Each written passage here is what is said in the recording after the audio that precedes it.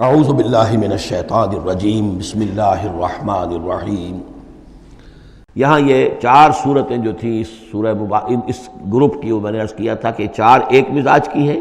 اور اب جو چار ہیں وہ ایک مزاج کی ہیں، اور یہ چاروں اب شروع جو ہو رہی ہیں وہ الف لام میم سے ہو رہی ہیں۔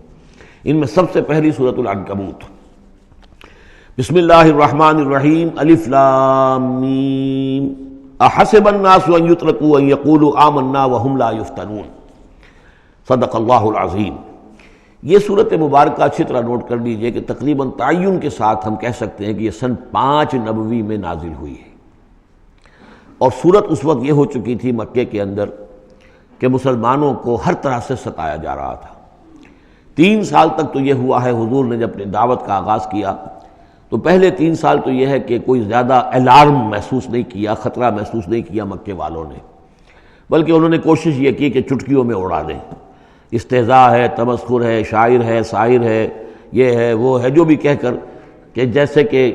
ول جو ہوتی ہے کسی کی، اگر یہ ان کی جو ول ہے اس کو کل کر دیا جائے تو اگر یہ بددل ہو کر بیٹھ جائیں محمد تو یہ سارا معاملہ خود ہی ختم ہو جائے گا۔ جو داعی ہے، جو لیڈر ہے، اگر اس کی جو قوت ارادی ہے اسے کسی طرح ختم کر دیا جائے تو استہزاء سے، تمسخر سے، یہ پرسیکیوشن جو تھی وربل تھی، زبانی۔ لیکن جب انہوں نے دیکھا کہ یہ دعوت تو بڑھ رہی ہے، اور سب سے بڑھ کر یہ ہے کہ ہمارے غلاموں کے طبقے میں سے لوگ ان کے پاس آ گئے ہیں اور ایمان لے آئے ہیں، اور ہمارے نوجوان ان کے گرویدہ ہو گئے ہیں، ہمارے نوجوان ان کے پر ایمان لے آئے ہیں، اور اونچے گھرانوں کے نوجوان، مصعب بن عمیر آ گیا ہے، اور عثمان ابن عفان آ گیا ہے رضی اللہ تعالیٰ عنہما، اور فلاں آ گئے ہیں، سعد ابن ابی وقاص آ گیا، وہ بھی نوجوان تھے، یہ جو اس طرح کے اونچے گھرانوں کے لوگ آ گئے ہیں۔ تب انہوں نے پھر فیصلہ کیا کہ اب ان کو سزا دی جائے، انہیں مارا جائے، انہیں گھروں میں بند رکھا جائے، اور خاص طور پر جو غلام تھے بیچارے، جن کے کوئی وہاں حقوق تھے ہی نہیں۔ غلام تو اپنے آقا کی ملکیت ہوتا تھا، وہ اگر آقا اپنے غلام کو قتل بھی کر دے تو اس پر کوئی جرم نہیں، اس لیے کہ ایسے ہی ہے جیسے کہ آپ کی بکری تھی، جب تک آپ نے چاہا گھر میں اپنے باندھے رکھا، اس کا دودھ پیا، جب آپ نے چاہا اس کو ذبح کیا اور گوشت کھا لیا، تو اس میں آپ کو کون پوچھے گا کہ یہ بکری کیوں ذبح کی تم نے؟ بھائی بکری میری ملکیت تھی۔ اسی طریقے سے غلام کو تو جو چاہے وہ کر سکتے تھے، جس طرح چاہیں ستائیں، ماریں، ہلاک کر دیں، کوئی ان پر مقدمہ قائم نہیں ہو سکتا، ایسا اس لیے کہ وہ اس کی ملکیت تھے۔ تو سب سے زیادہ شدید معاملہ جو ہوا ہے وہ غلاموں کے ساتھ ہوا، حضرت بلال رضی اللہ تعالیٰ عنہ، حضرت ابو فقیر رضی اللہ تعالیٰ عنہ۔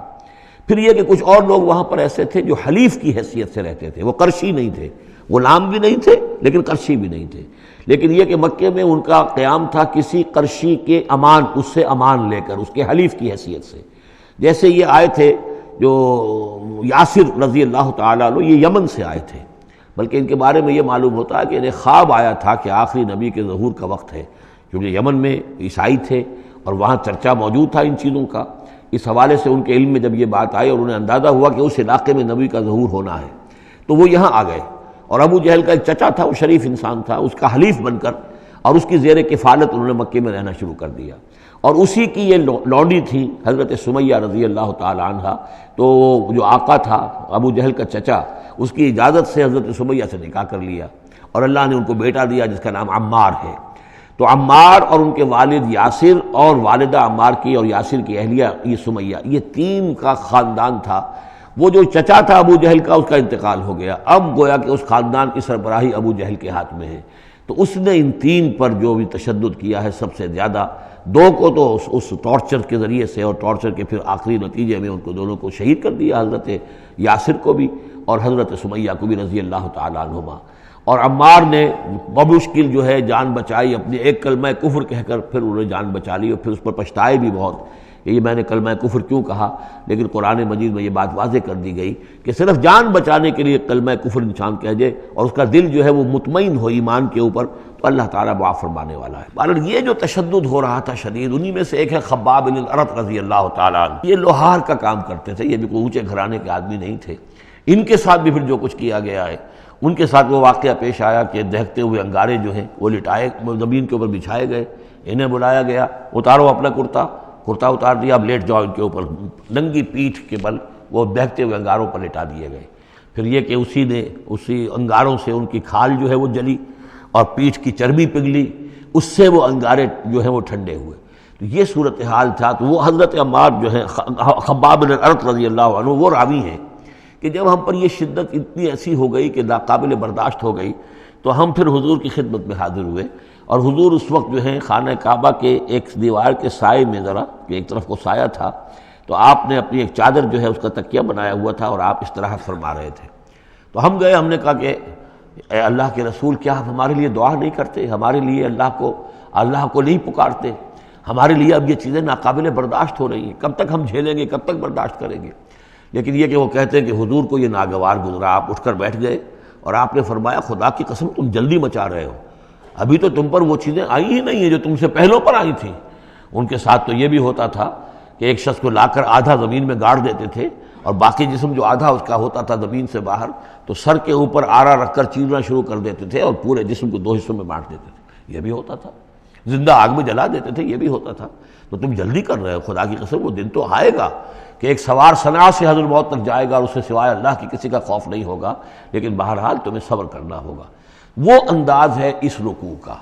یہ جو پہلا رکوع ہے سورہ عنکبوت کا، یہ گویا کہ ایک تحریک اور ایک دعوت، اور انقلابی تحریک ہو، انقلابی دعوت ہو، اس میں جو آزمائشیں آتی ہیں، تکلیفیں آتی ہیں، مصائب آتے ہیں، ظاہر بات ہے لوگوں کو قربانیاں دینی پڑیں گی تبھی کوئی کام ہوگا، بغیر اس کے تو نہیں ہوتا۔ اور جب تصادم کا مرحلہ شروع ہو جائے، جب یہ ہے کہ ایک جو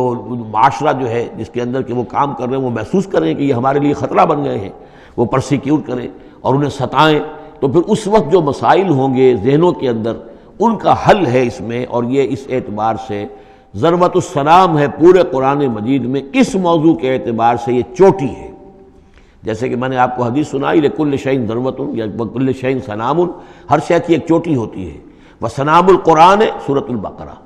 قرآن کی بحیثیت مجموعی چوٹی وہ تو سورہ بقرہ ہے، لیکن یہ کہ قرآن حکیم میں مختلف جو مضامین کے اعتبار سے جیسا کہ میں نوٹ کراتا آیا ہوں کہ اس موضوع پر یہ آیت یہ گویا کہ ضربۂ سنام ہے، یہ رکوع جو ہے یہ اس موضوع پر ضربۂ سنام ہے قرآن مجید کا، اس کا کلائمیکس ہے، اس کی چوٹی ہے۔ صدق اللہ العظیم۔